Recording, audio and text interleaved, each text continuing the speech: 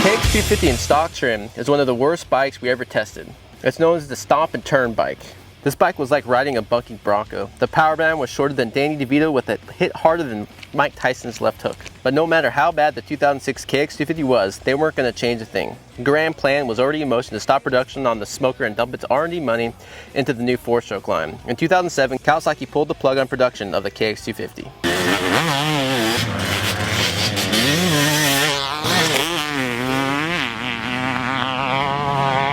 Local pro Jared Thomas found the 2006 KX250 on Craigslist. It was too good to pass up. Although he knew of the KX250's dark past, he was hoping to turn a bad dream into the fairy tale with a touch of modern medicine and some elbow grease. He took the stock forks, threw them out the window, and replaced them with 2008 KX250F Showa forks. The stock 25mm offset triple clamps wasn't made with the Showa forks, so he used the 24.5 offset clamps off the 2008 KX250F. Jared totally rebuilt this bike from scratch.